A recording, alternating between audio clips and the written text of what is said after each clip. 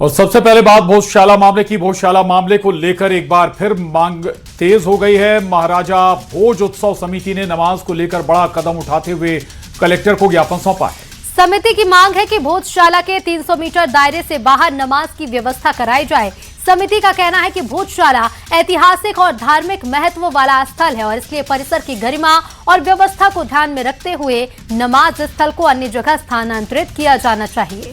उधर नमाज को लेकर प्रशासन के साथ मुस्लिम पक्ष की बैठक हुई, जिसमें मुस्लिम पक्ष को नमाज के लिए 40 पीर दरगाह के पास वैकल्पिक व्यवस्था की गई है, लेकिन मुस्लिम पक्ष ने इसका विरोध किया है। मुस्लिम पक्ष ने भोजशाला के पास नमाज पढ़ने की जगह मांगी है। दरअसल पिछली सुनवाई में कोर्ट ने साफ कहा था कि नमाज भोजशाला के अंदर नहीं बल्कि बाहर होगी। कोर्ट ने अंतरिम आदेश में कहा था कि मुस्लिम पक्ष को नमाज के लिए अलग जगह दे।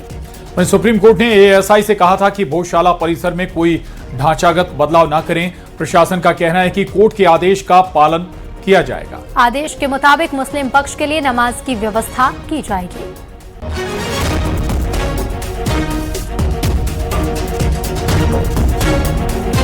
और सुप्रीम कोर्ट का जो आदेश आया दोनों ने स्पष्ट कर दिया है कि भोजशाला मां सरस्वती का मंदिर है, उसमें जो अवैध नमाज होती थी उसको अवैध घोषित किया है, मतलब अब मस्जिद नहीं है। तो अभी जो आदेश आया है कि भोजशाला परिसर के निकट ओपन स्थान पर, परिसर मतलब 100 मीटर संरक्षित और 300 मीटर आरक्षित, कुल मिला के 300 मीटर के बाहर कहीं भी हो। तो भाई 1935 में जो नमाज चालू हुई थी, प्रशासन ने उनकी बात रखी, हमसे कुछ सजेशन मांगा, हमने हमारी बात रखी। और चूंकि सर्वोच्च न्यायालय ने ऑर्डर में स्पष्ट शब्दों में लिखा है कि प्रीमाइसेस से सटी हुई जगह पर आप इनको नमाज की प्रैक्टिस के लिए मौका दीजिए, तो हम यहाँ इसीलिए, और उसमें एक लाइन में ये भी ऑर्डर में लिखा है कि चूंकि जो ये अंतरिम रहा थे इसका कोई भी असर मेन केस पर नहीं हुआ, इसलिए हम लोग हाजिर हुए थे कि ठीक है, कम से कम हमारी नमाज शुरू तो हो जाए, हमारी जगह पर शुरू हो जाए, जो अभी तक हमें नहीं पढ़ने दी जा रही है। लेकिन कहीं ना कहीं एडमिनिस्ट्रेशन ने हमारे साथ फिर से धोखाधड़ी की है और हमें 3 घंटे यहाँ 12:30 से 3 बजे तक बिठा रखा और 3 बजे बाद हमारे हाथ में एक लिखित में ऑर्डर दे दिया कि आपको 2 किलोमीटर दूर प्रीमाइसेस से लगभग 2 माननीय न्यायालय एक जो आदेश है आज अभी प्राप्त हुए हैं, जो आदेश अभी प्राप्त हुआ है तो एक बार अध्ययन करके और जो भी निर्देश हैं उन निर्देशों को इम्प्लीमेंटेशन कराने के लिए जो भी उपयुक्त स्थान होगा उस पर चयनांकन किया जाएगा। और इस संदर्भ में जो है जो आदेश को इम्प्लीमेंटेशन करने के लिए जो विभिन्न पहलू होंगे उस पर विचार। दतिया उपचुनाव में प्रत्याशियों की तस्वीर साफ हो गई है। नाम वापसी के बाद चुनावी मैदान में अब नोटा समेत 22 उम्मीदवार रह गए हैं। पहली बार दतिया उपचुनाव में हर मतदान केंद्र पर 2 बैलेट यूनिट वाली ईवीएम का इस्तेमाल किया जाएगा, क्योंकि एक बैलेट यूनिट में नोटा समेत अधिकतम 16 प्रत्याशियों के नाम भी दर्ज हो सकते हैं। उधर कांग्रेस में नाराज चल रहे अवधेश नायक को मनाने की कोशिश की जा रही है। कांग्रेस नेता मुकेश नायक ने उनसे मुलाकात की। दतिया विधानसभा उपचुनाव में बीजेपी ने पूरी ताकत झोंक दी है। बीजेपी के राष्ट्रीय सह संगठन महामंत्री शिव प्रकाश दतिया पहुंचे, जहां उन्होंने चुनाव कार्यालय के उद्घाटन किया। पूर्व मंत्री डॉक्टर नरोत्तम मिश्रा भी इस दौरान मौजूद रहे।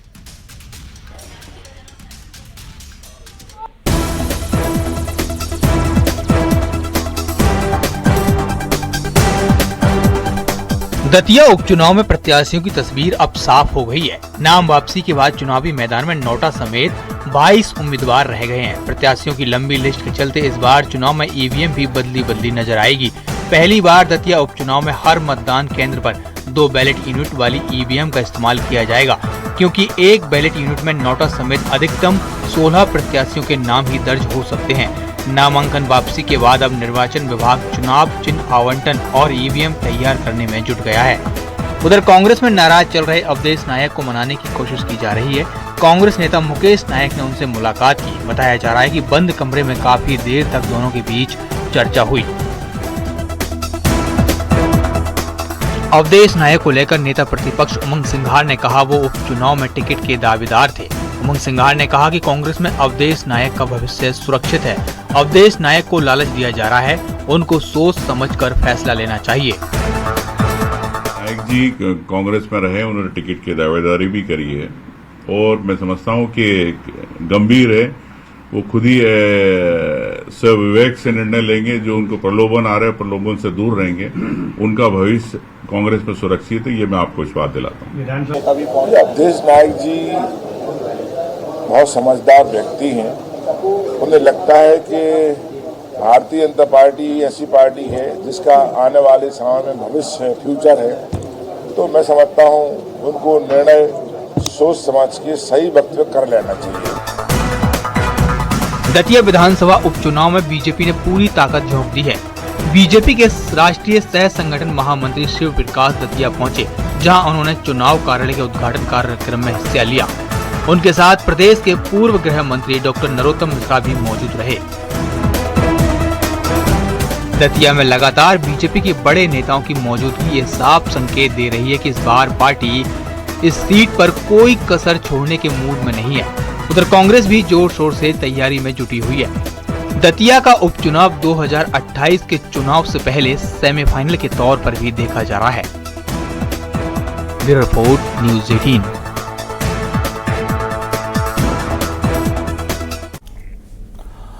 और दतिया उपचुनाव के बीच एक दिलचस्प सियासी तस्वीर सामने आई। चुनावी मुकाबले में आमने सामने खड़ी बीजेपी और कांग्रेस के प्रदेश अध्यक्ष एक ही ट्रेन में सफर करते नजर आए।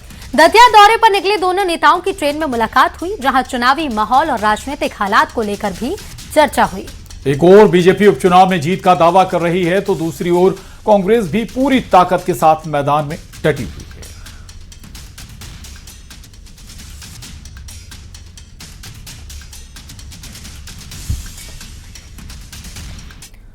और राज्य मंत्री प्रतिमा बागरे को जाति प्रमाण पत्र मामले में क्लीन चिट मिल गई है। जांच समिति ने उनकी ओर से दिया गया एससी प्रमाण पत्र सही माना है। बताया जा रहा है कि दस्तावेजों की जांच में सभी रिकॉर्ड सही पाए गए।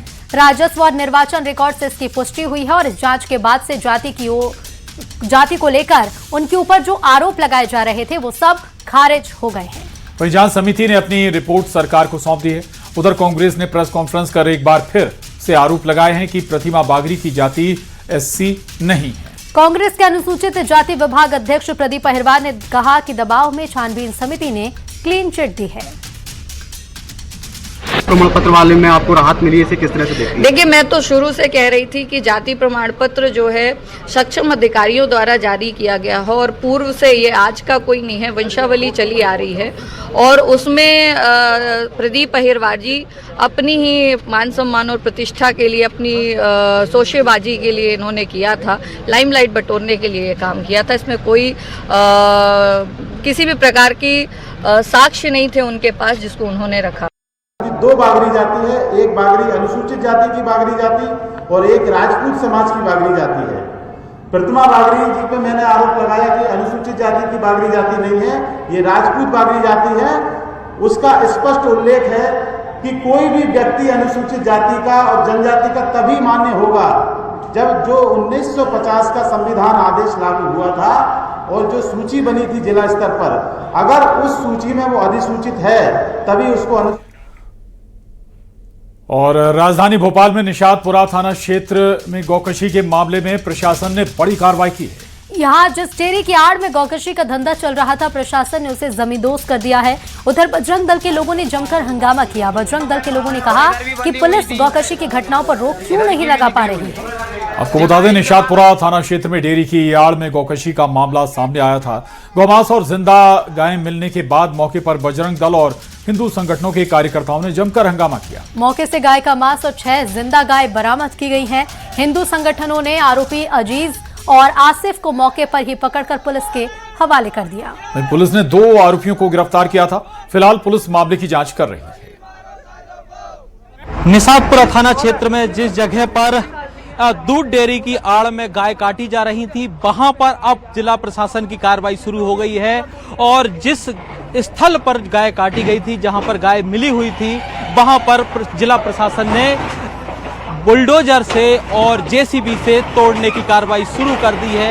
ये देख पा रहे हैं विजुअल में कि लगातार जिसको दूध डेयरी बताया जा रहा था, वहां पर गाय काटी गई थी। लंबे समय से ये काम चल रहा था। अजीज मियां अजीज कुरैशी का ये मकान जो अवैध अतिक्रमण बताया जा रहा है कि जिस